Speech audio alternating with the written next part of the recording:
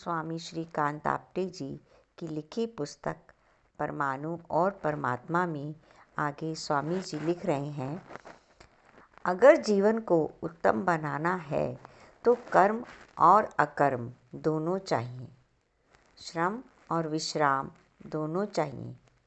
विश्राम का आनंद भक्ति मार्ग में ध्यान से मिलता है। भजन, पूजन, गाना, नाचना, परमात्मा के नाम पर कर्म कांड लोग बहुत करते हैं, लेकिन टिक करके ध्यान नहीं लगा सकते। ध्यान लगाना यानी समझपूर्वक परिपूर्ण विश्राम में चले जाना। दिन भर मन, बुद्धि, इंद्रियां दौड़ लगाती हैं, घूमती हैं, चलती फिरती हैं। इनको स्थिर करना ये भी एक कर्म है। ऊपर ऊपर से ध्यान वाला आदमी निष्क्रिय लगता है, किंतु वह बहुत तेजी से विश्राम का काम करता है। जैसे 3 पंखुड़ी वाला बिजली का पंखा जब अत्यंत गति में घूमता है तब उसकी पंखुड़ियाँ अलग अलग नहीं दिखती, किंतु एक गोल चक्कर दिखाई देता है। जो चीज़ जितनी अधिक गतिमान होगी वो स्थिर सी लगेगी। कर्म में देह, मन, बुद्धि की 3 पंखुड़ियाँ दिखाई देती हैं। ध्यान में वे लुप्त हो जाती हैं और आत्मा अत्यंत गति में कर्म करता है। ध्यान में वे लुप्त हो जाती हैं और आत्मा अत्यंत गति में कर्म करता है। इसी को परमात्मा का अति शांत किंतु अति गतिमान स्थिति कहते हैं। आत्मा की इस गतिमान स्थिरता में परमात्मा के दर्शन मिल जाते हैं। हमारे अंदर ही मन, बुद्धि और इंद्रियों की उछलती लहरें और इनके भीतर स्थिर खुदा बैठा है। अगर उसे देखना है तो इन हलचलों से पार हो जा, दिल के भीतर चला जा। वहाँ परम शांत, परम गतिमान परमात्मा की अनुभूति होगी। जैसे कृष्ण भगवान अर्जुन को कर्म करने को कहते हैं, वे कौन सा कर्म? कर्म की गति किस तरफ? ऊंचाई की तरफ चढ़ना भी कर्म और निचाई की तरफ गिरना भी कर्म। तो कर्म करते समय यह भी निर्णय लेना पड़ेगा, सोचना पड़ेगा, कर्म कौन सा, कर्म कैसा। पहाड़ से लुढ़क गए तो वह भी कर्म, पहाड़ पर चढ़ गए वह भी कर्म। आप कौन सा कर्म कर रहे हैं, उत्थान का या पतन का? कई बार आदमी बाहर से ऊंचा ऊंचा उठता दिखाई देता है, लेकिन अंदर से नीचे गिरता चला जाता है। बाहर की भौतिक कमाई कर लेता है और अंदर से नैतिक दिवाला निकला हुआ होता है। मैंने 100 पैसे खोए और 1 रुपया कमाया, रह गया शून्य। आंतरिक सद्गुणों का नाश करके अगर बाहर की कमाई बहुत भी कर ली तो क्या हुआ? नींव खोखली और ऊपर मकान बढ़िया, कब तक टिकेगा? संसार में बड़े बड़े राज्य कैसे समाप्त होते हैं? किसी की सत्ता, बादशाही, संपत्ति 2 पुश्तों से ज़्यादा क्यों नहीं चलती? क्योंकि उसकी बुनियाद मजबूत नहीं होती। जीवन में जो गिरावट आती है वह मनुष्य के मन दूषित होने के बाद आती है। सब कुछ टूटने लगता है। जब मनुष्य का मन बदलने लगता है तब सृष्टि, संसार भी बदलने लगता है। जब मन बेईमान हो जाता है तो संसार नरक में परिवर्तित हो जाता है। ज़रा ज़माने को देखो, बाहर से बहुत तरक्की हो रही है, लेकिन अंदर से दिवाला निकल रहा है। आत्मिक संपत्ति का क्षय हो रहा है।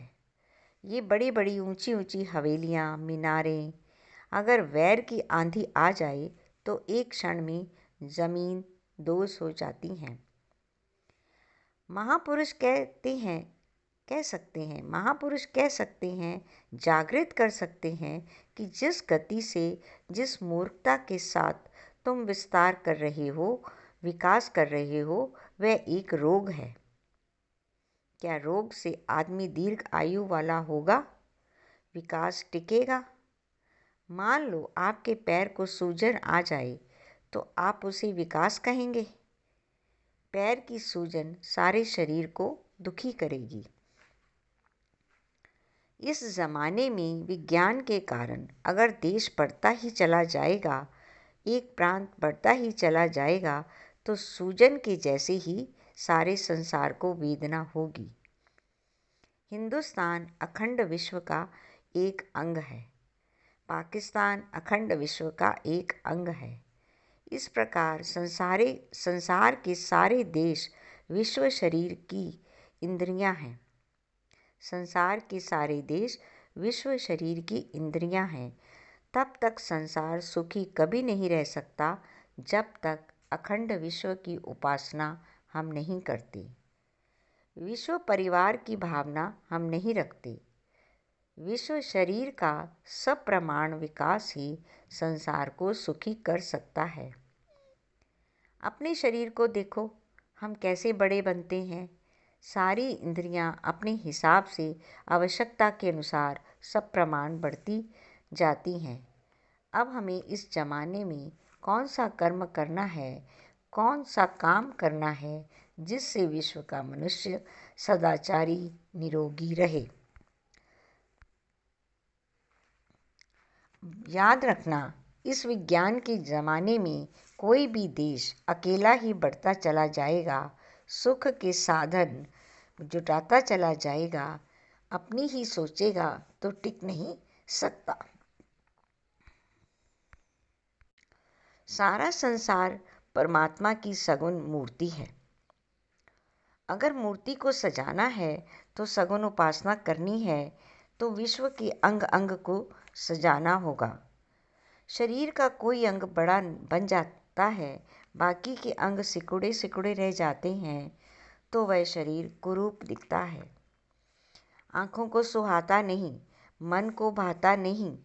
इसीलिए इस ज़माने में यही कर्म करना है कि विश्व का अंग अंग कैसे सप्रमाण बढ़े, सशक्त रहे। ये आजकल का धर्म युद्ध है। कैसे विश्व का मनुष्य साथ साथ तरक्की करे। छोटे छोटे नेता अपने सूबे का हल, अपनी जाति का हल, अपने पंथ का हल निकालने के लिए इकट्ठे हो जाते हैं, लेकिन विश्व की समस्याओं का हल, उसका विचार पूरे दिल से वह नहीं करते। विज्ञान के युग में नाश होगा तो सबका, विकास होगा तो सबका।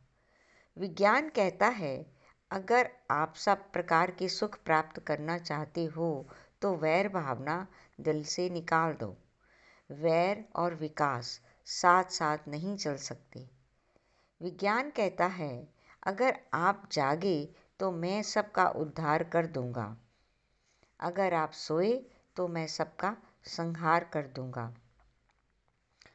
मुझे लोग पूछते हैं, कल की अवतार कब होगा?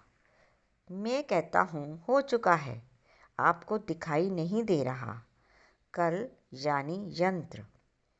यंत्र के साथ कोई मंत्र भी चाहिए। मंत्र, यंत्र और तंत्र, ये तीनों चीज़ें संसार को सुखी बना सकती हैं। कल्कि ने कोई आदमी बन करके अवतार नहीं लेना है। कल्कि ने कोई आदमी बन के अवतार नहीं लेना है। आदमी बनने के दिन बीत गए। अब एक फिलॉसफी के रूप में उद्धार करने वाला आध्यात्मिक चिंतन, विज्ञान के घोड़े पर विचार का अवतार। अब एक फिलॉसफी के रूप में उद्धार करने वाला आध्यात्मिक चिंतन, विज्ञान के घोड़े पर विचार का अवतार, तत्व ज्ञान के रूप में वह सबको यही कह रहा है कि मरना है तो सब मरो, जीना है तो सब जियो।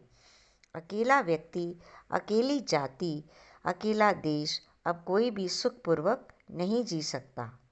मेरा और मेरों का भला, ये चिंतन अब मरने वाला है।